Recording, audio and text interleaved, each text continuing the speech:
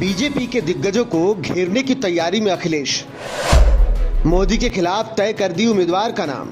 राजनाथ को टक्कर देने के लिए तैयार है सपा का यह दिग्गज। गोरखपुर में रविकिशन की राह रोकने की तैयारी।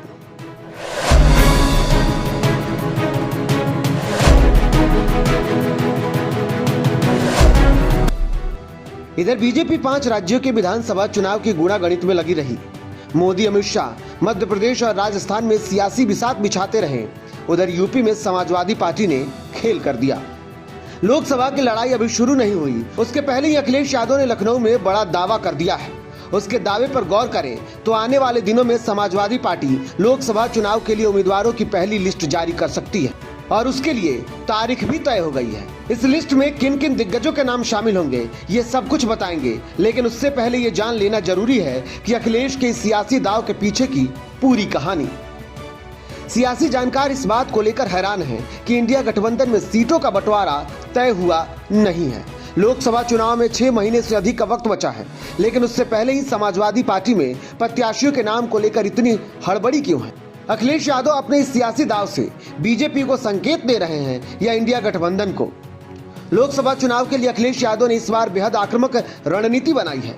इस नीति के तहत उनकी कोशिश है कि बीजेपी के दिग्गजों को उनके घर में घेरा जाए। इसके लिए समाजवादी ने यूपी के 20 सीटों को टारगेट किया है, जहां बीजेपी मजबूत है।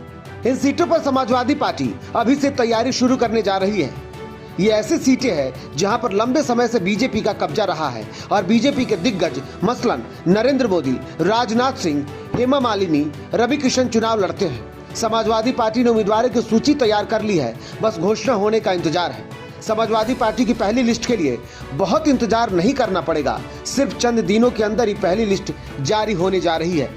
फिलहाल जो खबरें आ रही है उसके मुताबिक अक्टूबर के तीसरे हफ्ते में यानी नवरात्रि में सपा पहली लिस्ट जारी करेगी। इस लिस्ट में पार्टी यूपी की वीवीआईपी सीटों पर उम्मीदवारों के नामों का ऐलान करेगी।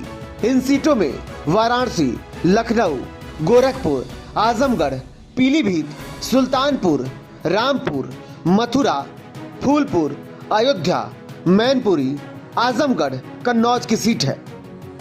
दिल्ली की गद्दी पर कौन बैठेगा, केंद्र में सरकार किसकी बनेगी, इन सवालों का जवाब काफी हद तक यूपी के सियासी मिजाज पर निर्भर करता है।